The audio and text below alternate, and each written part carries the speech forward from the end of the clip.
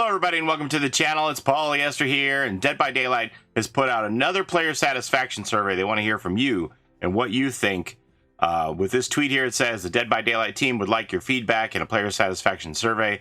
We encourage you to be as honest as possible in letting us know how you feel about the game. The information and answers provided are anonymous. Access the survey here. I'll have this link in the first pinned comment and the description of the video. They said they really want to hear from you, and I've heard that there's information about potentially both new game modes and cross progress in here. So let's get into it. And our new game modes finally happening. We're currently prototyping alternative game modes for Dead by Daylight, and we'll be able to share more with you in the new year. All right, so we're going to get into the survey here. Mine's in English. Thank you for taking the time to participate. Thank you for taking the time to give your feedback on Dead by Daylight. The purpose of this survey is to measure player satisfaction and your opinions on several topics pertaining to Dead by Daylight. It should take approximately 20 minutes to complete. Yeah, bet. You know, reading aloud is going to take longer than reading in my head and answering this. So we'll see what the time comes in as this. Once you respond to the survey, we may combine your answers with some of your in-game data, such as your in-game purchase history. The answers provided through this survey will not be shared with any third party and will only be used for purposes set forth in Behavior Interactive's privacy policy. How are they going to know? Am I going to have to put in my player ID? How are they going to compare it to my purchases or whatnot? Thank you for helping us continue to improve the game. The Dead by Daylight development team, please refrain from disclosing personal information and open-ended questions. Oh, so don't say, "You're doing great, by the way. My social security number is this, and this is my mother's maiden name." Don't do that. All right. Next, here we go. Overall, how satisfied or dissatisfied are you with Dead by Daylight? I mean, as much as some people don't believe it, like this is the game when I turn on my computer that I want to play. It's the game that when I wake up and say, well, what do I feel like playing today? Is there something I feel like playing more than Dead by Daylight? The answer still to this day comes back as no. Dead by Daylight is the thing I want to play, so I'm very satisfied. To what extent do you agree with the following? Dead by Daylight is fun. I wouldn't be playing if it wasn't fun. Dead by Daylight is worth the time I spend on it. Well, sure, yeah. But I feel the game is fair. I mean, you're never going to have a balanced game, but I know the devs are doing the best they can in this regard. There's some situations that could be more fair, but I don't really have solutions for those, so overall, it's the best we got. What country do you reside? Let's see, where am I living today? I'm living in Canada today. Which role do you play the most? Survivor, mostly. Which platform do you play on? PC. Which platforms do you own? PC, Switch, and mobile.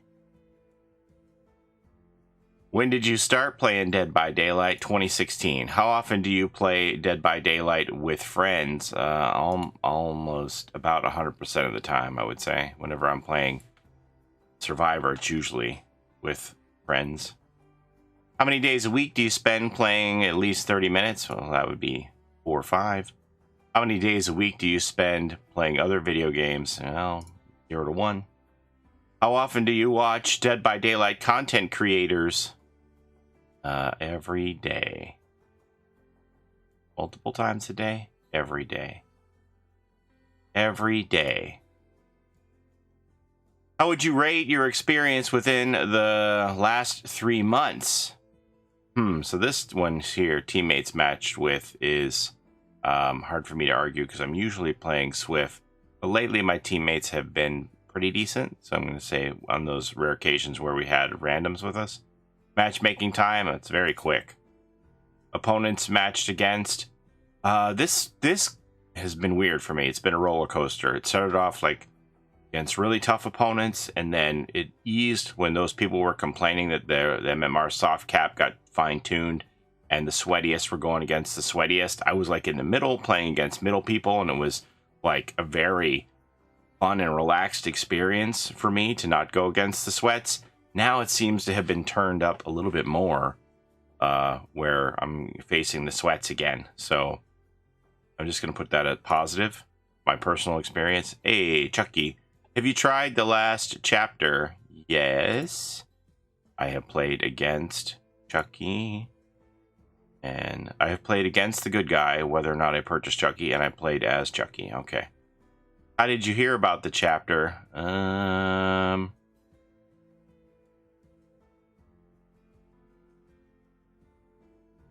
Guess the official trailer?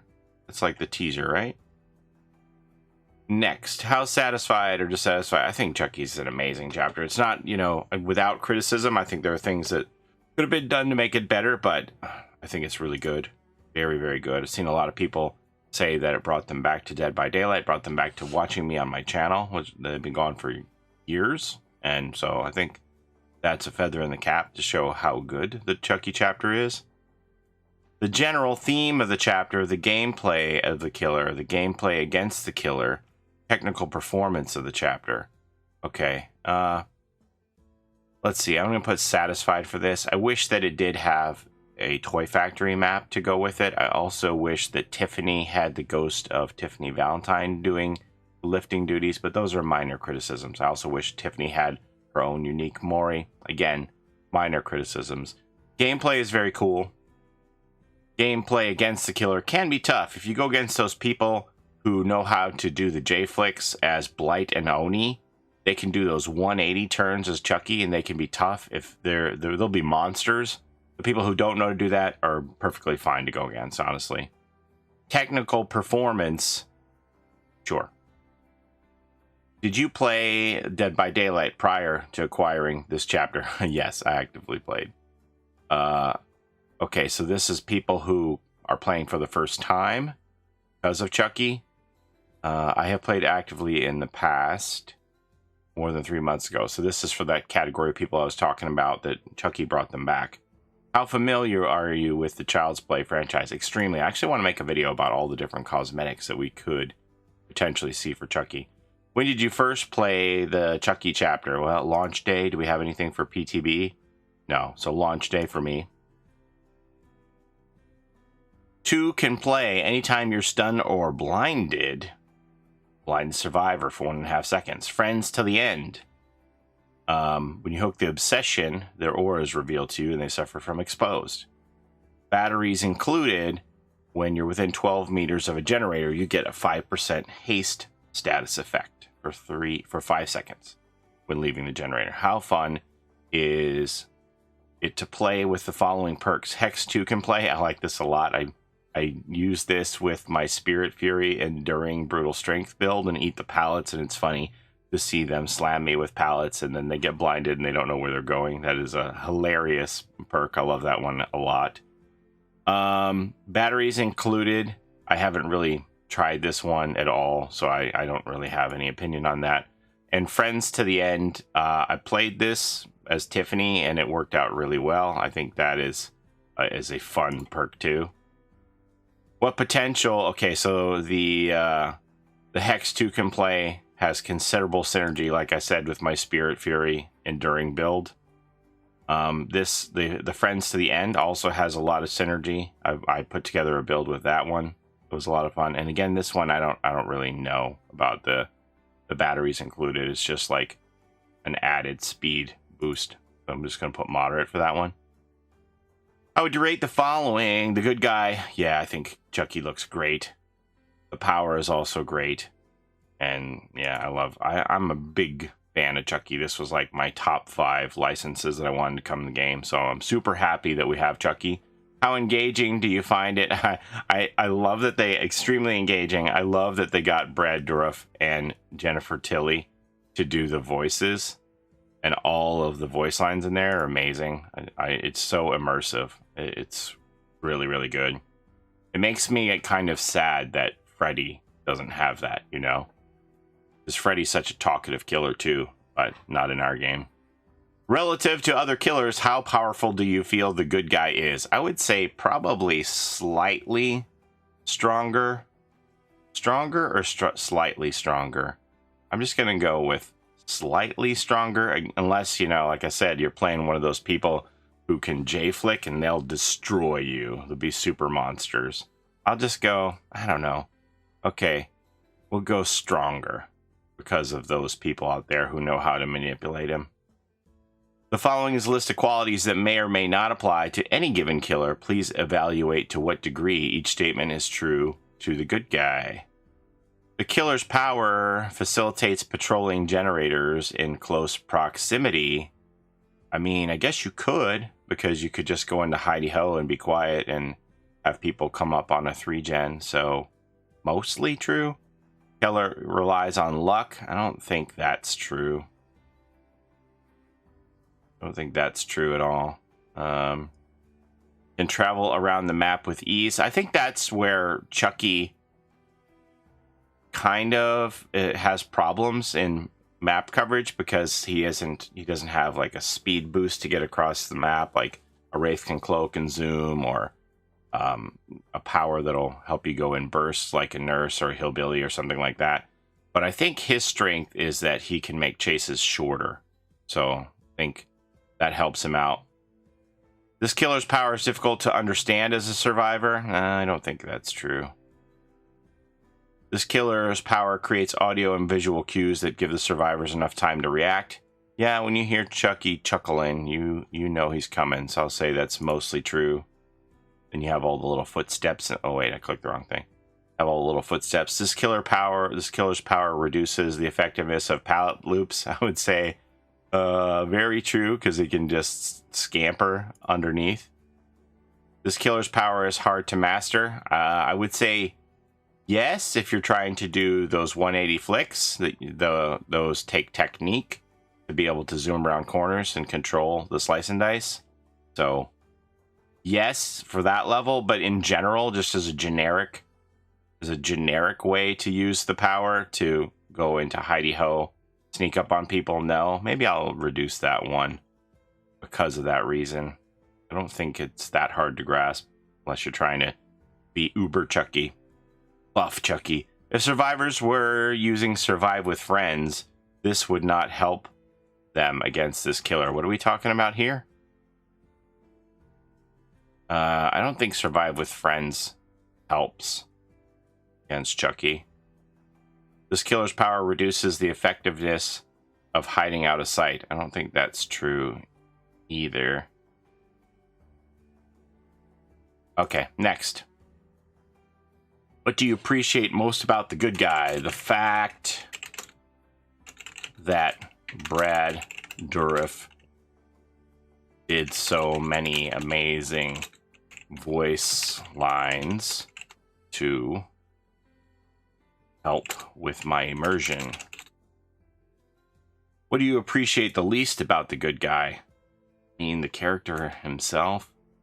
I wish that the legendary skin for Tiffany had her own Mori, and that the ghost of Tiffany Valentine did her carrying duties. I will say it is a nice touch that Charles has voice lines to, the ghost of Charles has voice lines to interact with Tiffany, like need hand toots and all those things. That is well done as a second choice. Please rank how exciting you find the below elements in new limited events. Gameplay changes, game modes, thematic redesigns. Oh, do I have to like rank them 1 to 5? Challenges and cosmetics. We're probably gonna put lore.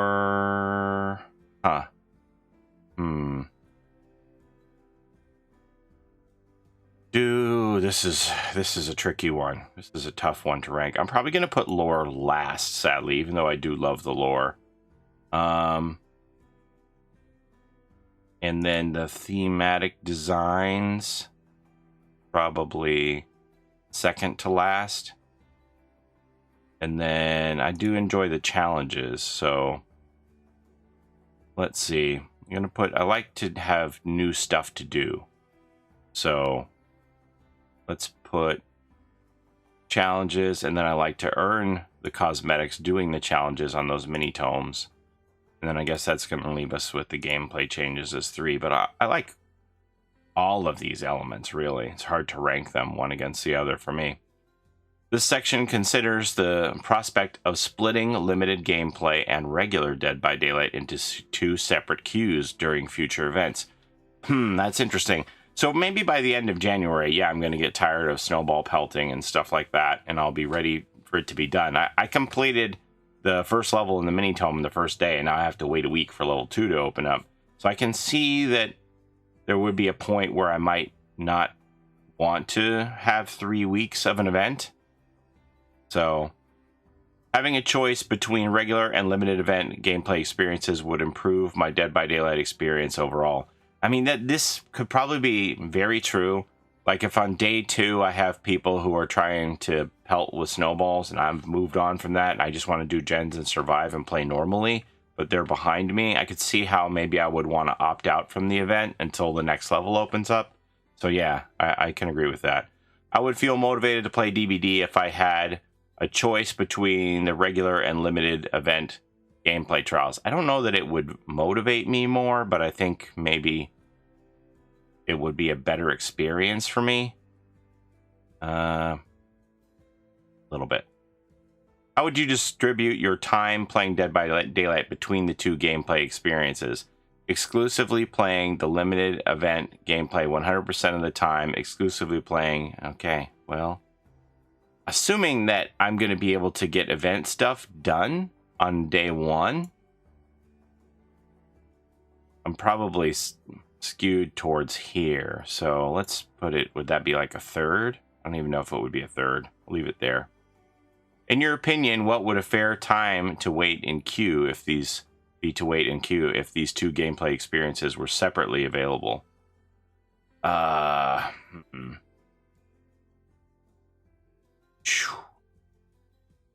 That's tough. I don't know if I want to wait more than 5 minutes, honestly.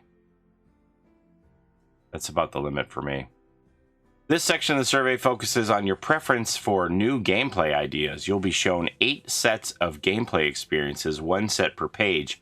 Choose the least and most interesting each time you see a group of items. It is important that you answer all 8 sets to give us the most accurate feedback on the introduction of new game modes to Dead by Daylight. You'll be provided with a list of descriptions based on the featured gameplay experiences on each set. Please read them attentively. Repeat this each time you see a list. Okay.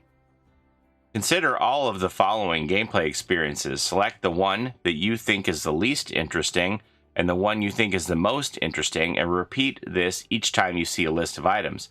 Please read a brief description of each featured gameplay experiences before moving forward with your choice. 2 versus 8. 2 killers against 8 survivors. 8 hooks. Hooks are removed, but cages of atonement prevail. So the reason why they probably would choose cages of atonement is because I always said that if you had 2 killers versus 8 survivors, you would just have one killer who would camp and secure kills, and the other one would run around, and you just like make sure that people stay on hook. But with cages of atonement, those move if killers camp them, so that would prevent the camping part. That makes that more interesting. Sounds like they come up with a solution to, what my complaint would be is how 2v8 would go. Bum rush. More generators spawn on the map. Everybody moves at double speed. Survivors have 3 lives from which they revive after a 20-second death timer. Interesting. It is a Gen Rush life after all. Swapped perspective. Killers play in third person while survivors play in first person. That's different. Luck of the draw. Start the game with randomized perks and items. I was just talking about this the other night. Wouldn't it be funny if, like on April Fool's Day, everybody could only play the whole day with randomized perks? Huh. This is a feature that people really like, and they often get upset that when they pick this challenge in the tome, if they do it on the first try, then it's over and they can't do it again. So this would allow them to keep playing that. So I know this is a fan favorite. Tag. A random survivor is picked to be the killer. Down a player to swap roles, survive for 5 minutes, and escape. Deceivers. Survivors work together to complete tasks before one or more deceiver can kill everyone without being discovered. Play in rounds with voting between each round. So that's going to be like an Among Us or a Deceit version of the game where someone is hiding their role, that they are the one who is the imposter and trying to eliminate all the other players. That would be popular too. Which of the following gameplay experiences do you find the least and most interesting? Okay, so I just go through this list and then we'll pick it. Okay, so let me see. What do I like the best out of this? This is tricky. So I think that would be fun. Man, I don't know. What would I probably these two? Oh, okay. I can only pick one least and one most. Ooh, I see. All right. Well, everybody's wanted the 2v8 forever. Gosh, this is tough.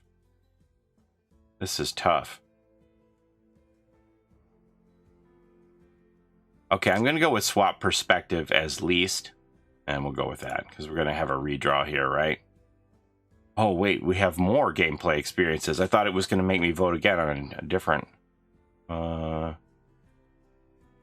Okay, disgustingly scary. The fog is thicker and shrouded in darkness. Oh, man, I don't know. I had a person play an increased fog on the area crows, and I could hardly see across the damn thing as killer, just with one bottle. I'm like, man, this is so hard to see. Disgustingly scary. Wow. That sounds incredible. Like, that would definitely bring the jump scares back to DBD. 5v5. 2 teams of 4 survivors and 1 killer face off to control the generators. Capture the generators by moving generator progress towards your team's side in a tug-of-war gameplay. So you just, like, are gen rush lifing on each side, and the killer's trying to stop gens on each side. Whoever gets the most gen progress. It's kind of like a Splatoon thing, but instead of painting the world, you're trying to get the most gens done. 2v8 party, 2 killers against 8 survivors. Okay, so that's a repeat. VIP, when the obsession is killed, everybody dies. Only the obsession can open the gates for everyone. Okay, so this is like an ultimate protect the president version of the game. That's interesting. There's the bum rush again with the more generators, double speed, and giant. Sizes are altered. Killers turn into giants while survivors become tiny. Okay, I've seen people use bugs to make that happen, and that was just never very interesting to me. So that is the least interesting. Disgustingly scary sounds good, though. I'm going to go with that. Okay, so now we're going to vote again. Anything new here? 5v5, disgustingly scary, VIP. Hide and seek. This is a new one, right? Oh, and zombie tag. Hide and seek. There are no generators, no hooks, only mooring on downs. Stay alive for 5 minutes to escape through the exit gates. Aura will be revealed every couple of seconds. So this kind of sounds like that prop hunt mode that they had in mobile, except you're just going to play as survivors. And then you'll be revealed every once in a while. Zombie tag. A random survivor is picked to be the killer. Down a player to swap roles. Once a survivor turns into a killer, they don't turn back. Keep playing until there's only one survivor left. Huh. Interesting. Okay, of these, least interesting. And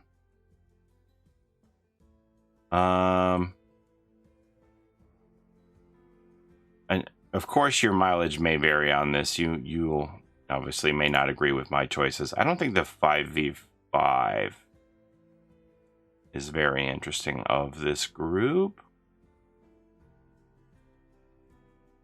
And what's the most interesting? I think I got to give it to the disgustingly scary. I want this game to push the horror element of it. All right, here we go. Swap perspective, zombie tag, 2v8, regular tag, hide and seek, 5v5.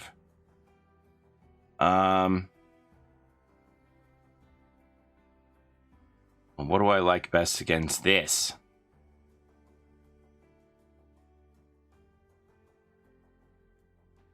Huh. I guess I'm going to give it to the 2v8 again. And swap perspective. We're going to be voting a lot. Okay, so that's the deceiver, swap perspective, zombie tag, luck of the draw. Well, I guess we're going to really slam swap perspective here. The deceiver one would be interesting too, and the luck of the draw would be interesting too. Okay, I'm going to go with that to mix it up some. How many times are we going to have to vote on this? Okay, giant. I just have zero interest in giant, honestly. Giant and tiny, no. Luck of the draw. Disgustingly scary. Oh, geez. Deceivers. I'm going to go all the way with disgustingly scary here. So this is like the same giant, disgustingly scary. I want disgustingly scary. You figured this out yet? All right. Yeah, giant. Luck of the draw is cool. All right. We did it. Did you play Dead by Daylight during the Haunted by Daylight event? Yes, I did. I really liked it a lot. How appealing. The killer haunts. It was fun. Yeah. I think all of this was really good. Was there any of this that I didn't like? Sky Rift. What?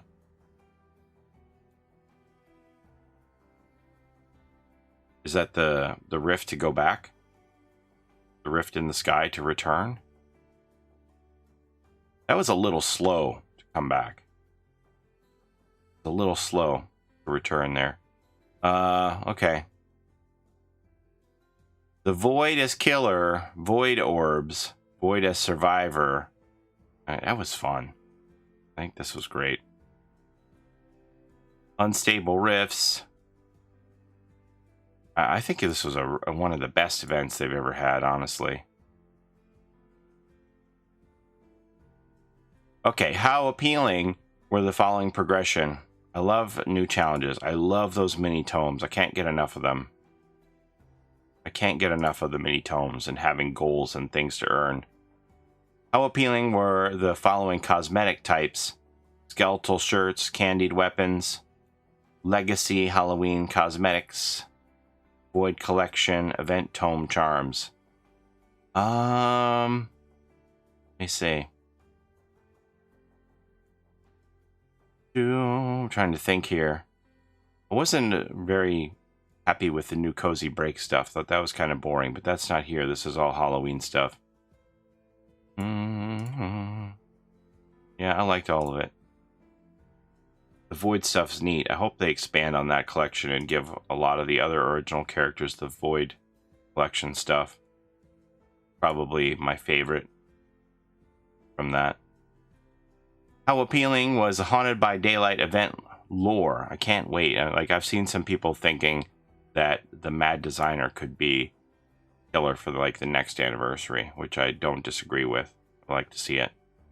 How clear were the following mechanics featured in the Haunted by Daylight event?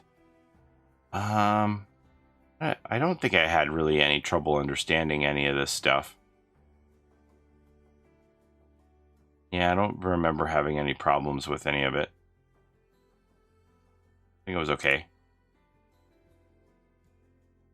There was some talk about maybe there weren't going to be enough trinkets to buy everything, but that didn't turn out to be the case.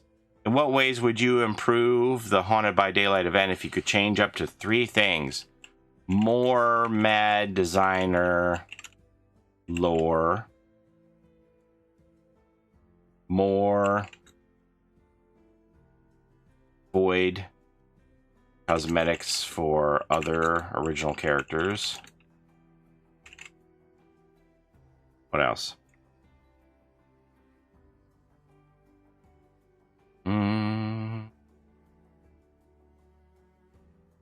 More skeletal shirts.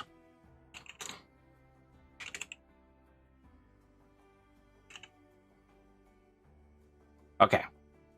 What else? Were you aware of the gameplay details tab? Yeah, I read all that. Yeah, I went through all of that. Please indicate where you would best position the gameplay details tab on the Haunted by Daylight event screen to optimize its visibility. What? Left click on the image. Oh, what? Oh, here?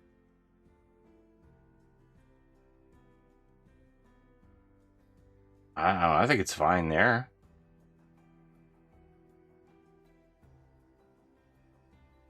Were you aware of the Twitch drops? Yeah, I was. Sure. Did you earn any rewards by watching streams? Yes, I earned all 3 of them, yeah. How satisfied or dissatisfied are you with the Twitch drops rewards, considering the time invested in watching streams? Yeah, I thought they were fine. I mean, there was a little bit of a hiccup at the beginning where it wasn't working on mobile. But, I mean, all you have to do is just open the tab, and then, like, people told me they just open the tab on my stream, and then they go play Dead by Daylight, and then just come back and claim their rewards as they get them. I think the Twitch drops are great. How likely would you have been to watch over 3 hours of streams with more incremental rewards? Oh, yeah. More Twitch drops, the better. In the last year, how have your social media habits changed on the following platforms? Let's see. Less than before. Let's see. Much less than before.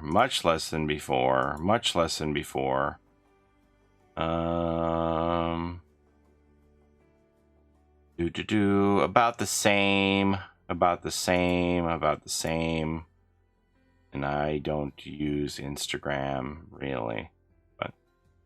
Which platform do you use the most often to interact with Dead by Daylight players outside of the game?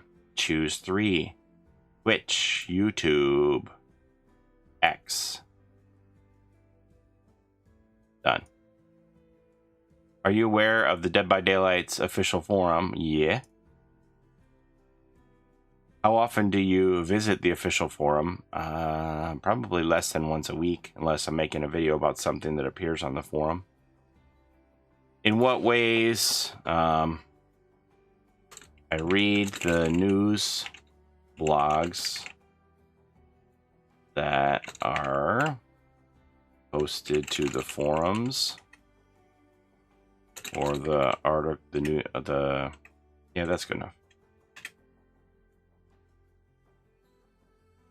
How likely is it that you would recommend Dead by Daylight? I love Dead by Daylight, so I would think that anybody would have fun with it, because I like it. In the last 3 months, have you recommended Dead by Daylight to a friend, family member, or colleague? I guess not. No. In person, I don't have any friends. Y'all are my friends. I don't know anybody. I just stay home here in my mom's basement. Right, Mom? I don't know. I mean, I would hope that through my videos and things that I'm getting someone interested in the game. But I don't know. I'll put yes and pretend like I have friends. Next. What gender do you identify as? Man. What year were you born? I'll let y'all see that. Yes. After 2000. Before 1945. You can't prove otherwise. How would you describe your experience level with Dead by Daylight? Veteran. Do you have crossplay enabled? Yes. Do you have anything else to share? Matthew Cote is a wonderful man. And the rest of you devs aren't too shabby either. All right, let me go put my real birth date on there. I'll be right back. Okay, done. Is that it? We did it. We took the survey. Well, wait a minute. What about the crossplay thing? Is there a different survey in the game? I didn't get anything about the crossplay. Sometimes in the game, they have a link to a different survey than what they have on socials. Let me grab it and see. Okay, so there's a link in game for this player satisfaction survey. I have seen for many years there have been multiple surveys sent out to different platforms. So we're going to go ahead and click this one and see if any of the questions are different. If I run along across something that's different, I'll insert it in the video and we'll talk about it and go from there. Aha, I've got a theory. Okay, so if I click that I own these other platforms, maybe that will spur on the questions about cross progress, right? If they say, well, you own these other things, then they'll give me those questions. We'll see what happens. Okay, we found some new questions here. How fun is it to play each of the following? As an anti-loop killer or against an anti-loop killer? Well, I don't know. I mean, as an anti-loop killer, probably very, and against an anti-loop killer, not at all, or slightly, I don't know. To what extent do you agree with the following statements? I feel that I have control over my performance when playing against an anti-loop killer. I feel that anti-loop killers positively impact my Dead by Daylight experience. Is this from a survivor standpoint or a killer standpoint? Anti-loop killers encourage using new strategies in chase. Well, yes. Strongly agree. I feel competent when playing as an anti-loop killer. I don't know. Slightly agree. I feel that anti-loop killers positively... I mean, I guess if I'm playing as the killer, maybe? I don't know. Okay, please select 3 killers that you best fit the anti-loop label. Okay, Clown, Skull Merchant, Knight. Go with that. What are your main points of frustration against playing anti-loop killers? I can't loop! Alright. Okay, so that's it? I still didn't get those questions. All right, so I'm taking the survey from everywhere. I'm taking the Facebook survey, the Instagram survey. I don't know what is triggering these different questions. Here's one that I didn't have yet. Are you aware of the Naughty Bear franchise? Yes, I was aware of it before the introduction to Dead by Daylight. Have you ever played Naughty Bear? No. I've been looking for a copy of Panic in Paradise, but I could never get one. Nope. How familiar are you? I've watched a lot of video of it, but I would say very moderately. I don't know. I've never played. Let's go with moderately. How interested would you be in a new game iteration of the Naughty Bear franchise? Yeah, I think that would be cool. Yeah. What would your main expectations? What would be your main expectations for a new Naughty Bear game? Naughty Bear killing his so-called friends with satire skins from Horror Legends. It's interesting. Naughty Bear outfit. How would you rate the uniqueness of the Naughty Bear Visceral Legendary outfit for the Trapper? I think it's pretty cool. Have you unlocked it? Yes, I love playing as Naughty Bear. Which of the following reasons best describe why you have unlocked the Naughty Bear Visceral Legendary outfit? Oh, choose up to 3. The Mori. Give us more unique Moris. I don't think it provides any gameplay advantages. I do like the franchise. It is visually appealing. The outfit's definitely unconventional. I don't main Trapper. The voice lines are cool too. I like... And whenever we get one of those legendary outfits, if they have uniqueness to them in those regards, that's always a bonus.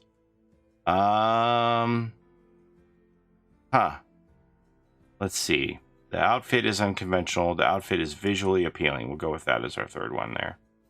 Next. Aha! We stumbled upon it. Here it is, the cross progression questions.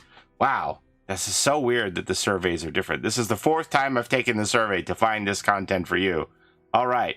When playing Dead by Daylight on multiple platforms, cross-progression enables a player to access gameplay content from one platform on another. For example, your character levels on PC are shared on PS5. How interested in cross-progression would you be if the only way to make it available is if characters were only shared across platforms when purchased in-game, but not as DLC? So this would mean that let's say you have bought every DLC on PC, and you want to switch over to your PlayStation. Well, all of the characters that aren't free, you would have to unlock them again on the in-game store on PlayStation in order to access your saved character levels. Would that be worth it for some of you rather than facing starting over entirely on a new platform if you were able to unlock your progress by buying those characters? I think this is a yes. Most people main certain characters, and if they would be able to main their characters just by buying a character, they would go for it. I think that this is a better than nothing. The devs really want to do cross progress. The problem comes with getting the platforms to agree on it because they're all afraid that they're going to lose money, especially with now they're going to have reduced rates for older characters with shards. So if you could, go into your PlayStation account, have cross progress, and unlock all of the PC progress that you had on your characters on PlayStation by buying them in the store with shards, I think that's better than nothing, better than waiting how long we have for cross progress. This is the best solution available. We know that there have been articles where Epic has revealed how much they had to pay Sony to allow cross progress. Sony seems to be, I don't know the details of it, but Sony seems to be the sticking point for a lot of these games to get cross progress. So cross play, cross progress. So this is a viable solution in my mind. Yes, you'd have to pay double for your characters, but it might be worth it just to save you all of that grind, right? Okay. You have indicated playing Dead by Daylight on multiple platforms. So see, maybe that was what I needed to do. Before I said I owned all of the platforms and it didn't trigger this question. But now I said, let me say that I play on all these platforms and see if it triggers it. So here we are. That's what brought it on. You've indicated playing Dead by Daylight on multiple platforms. Which platform would become your main platform if cross progression was enabled as explained above? Well, I'm still going to be on PC, but interesting. Is there any more to this or that? If Dead by Daylight were to introduce a gifting system, I didn't have this either, with Auric cells only, how likely would you be to gift the following items to your friends? Skylar Puppy, I got to show you this. This is the gifting question. They just answered this on the Reddit. Very interesting. You can gift player cards, the badges and banners, charms. We don't even have charms in the shop. Would they be putting charms in the shop? Interesting. I think of these, outfits would be the most likely, and characters and rift passes. These, the charms, rift tiers, very unlikely. Player cards, badges, and banners, unlikely. Auric cell packs. Wow, can I just give them a gift card and they could buy their own Auric cells at that rate? I'm going with that.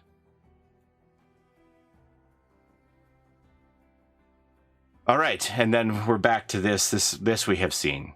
All right, that's it. For the first time ever, I have taken the survey 4 times just to dig out all of the prompts for those questions and show you everything that was in there. I hope you enjoyed it. I'll have links to all the versions of the survey. If you also want to take the survey multiple times, I'll have the links in the description below. But that's all I have for you today.